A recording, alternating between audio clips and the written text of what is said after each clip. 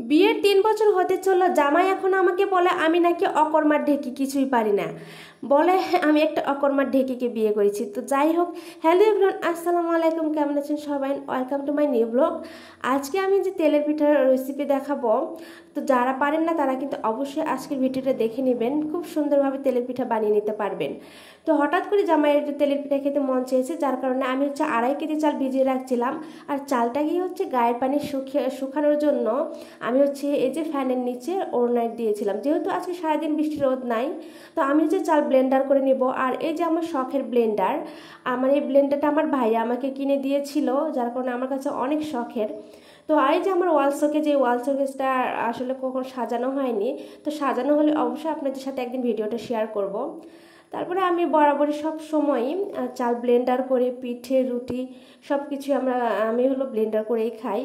তো 2.5 কেজি চাল ভিজে রাখা হয়েছিল, সেই চালটাকে হচ্ছে চাল গায়ে পানি শুকিয়ে নিতে হবে। ব্লেন্ডার করতে হলে অবশ্যই চালের গায়ে কোনো পানি থাকা যাবে না। তো শুকিয়ে নেওয়ার পর আমি হচ্ছে চাল ব্লেন্ডার করে নিলাম। হাজব্যান্ড কাজের সূত্রে চাকরিতে ঢাকায় আছে, তো আমার ছোট দেবর যাবে বলেছিল, তেলের পিঠে খেতে মন চেয়েছে, যেহেতু হাজব্যান্ডের খেতে মন চেয়েছে সেহেতু বানিয়ে দিতেই হবে, যা কিছু হোক। তো এখানে মদনা কলা নিয়েছি, মদনা কলা, এই কলা দিলে নাকি পিঠের স্বাদটা দ্বিগুণ বেড়ে যায়। যাই হোক, আমি ছোটোবেলা থেকে বাবা মার বাসায় খেয়েছি, কখনো এভাবে খাই নাই, আজকে ফার্স্ট টাইম দেখি কেমন লাগে। তো কলা সবগুলোই আমি হচ্ছে সুন্দরভাবে ব্লেন্ড করে নিব, যাতে কোনো দানা বা না থাকে। তো খুব সুন্দরভাবে ব্লেন্ড করার পর এখানে সামান্য একটু তেল দিয়ে নেব, আর সামান্য একটু লবণ দিয়েছি, আমি স্কিপ করে গেছি। আর এখানে অবশ্যই পিঠে বানার জন্য কুসুম গরম পানি নিতে হবে।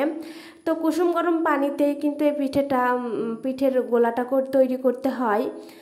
তো কুসুম গরম পানি নেওয়ার পর আমি এখানে হচ্ছে চালের গুঁড়োটা ভালোভাবে অল্প অল্প করে দিয়ে ডাবু দিয়ে ভালো করে মিক্সড করে নেব। তো এই পিঠেটা খেতে কিন্তু আসলে অনেক মজা হয়, আর যদি আপনি পারফেক্টভাবে বানাতে পারেন তাহলে কিন্তু খুবই ভালো লাগে, দেখতেও সুন্দর, খেতেও মজা। তারপরে আমি এখানে আটা দিচ্ছিলাম কিছু। আটা দেওয়ার পর এই যে আমি হচ্ছে যে কলাটা ব্লেন্ড করে রাখছিলাম সেটা এখন দিয়ে দেব। তো কলাটা দিয়ে আমি হচ্ছে ভালোভাবে হাত দিয়ে এটাকে মিক্সড করে নেব। তো হাত দিয়ে মিক্সড করে নেওয়ার পর এটা কিন্তু সামান্য একটু মানে দানা দানা থাকতে মনে হবে, এটা কিছুক্ষণ রেস্টে রেখে দিলে পরে ঠিক হয়ে যাবে। তো আমি ভালো করে এটা গুলিয়ে রেখে দিলাম। তারপরে এই যে চিনি দেব, লাস্ট পর্যায়ে এসে আমি চিনিটা দিয়ে দেব। তো চিনি দেওয়ার পর এটাকে আমি ভালোভাবে মিক্সড করে রেস্টে রেখে দেব। তো রেখে দেওয়ার পর আমি কিন্তু এইদিকে আবার হচ্ছে যেহেতু দেবরের আবার খিচুড়ি পছন্দ, আমি খিচুড়ি রান্নার জন্য মশলা ভুনে দিয়েছি। আর আমার লক্ষ্মী বাবাটাকে আমি ফল কেটে দিয়েছি, সে সুন্দর মতন ফল খাচ্ছে। তো এই যে আমার দেবরের আবার হচ্ছে মুরগি দিয়ে খিচুড়ি খুবই পছন্দ, তার কারণে আমি হচ্ছে মুরগি ব্রয়লারের দিয়ে খিচুড়ি রান্না করব। আর আজকে আবার মিস্ত্রি এসেছে, আমার এই যে পেছনের রুমের হচ্ছে থাই গ্লাস লাগানো ছিল না, আর আমার রান্নাঘরের একটা থাই বাকি ছিল, তো এই কাজটাই করতেছিল। তারপরে এই যে আমি হচ্ছে প্রায় 1 ঘন্টার মতন এই পিঠের গোলাটা বানিয়ে রাখছিলাম।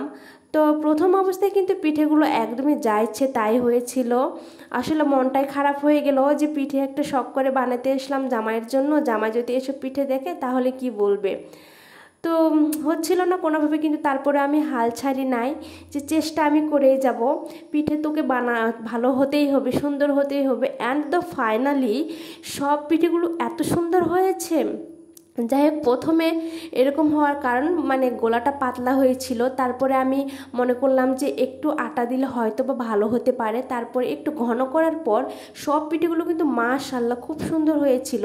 অ্যান্ড এই যে আমি জামাইয়ের জন্য এই 1 গাবলা পিঠা বানিয়েছি, তো আসলে খুব ভালো লাগছে।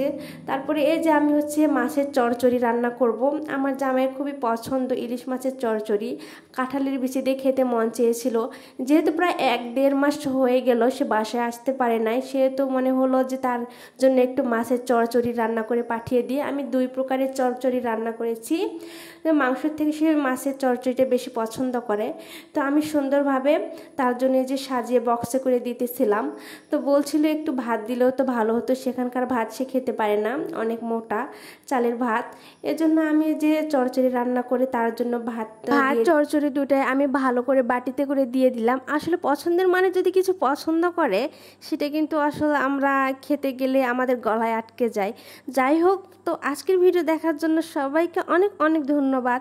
আর জামাই কিন্তু আমাকে কখনোই অকর্মার ঢেকি বলে না, এটা জাস্ট ভিডিও ক্যাচিং ছিল। তো সবাই ভালো থাকবেন। আসসালাম।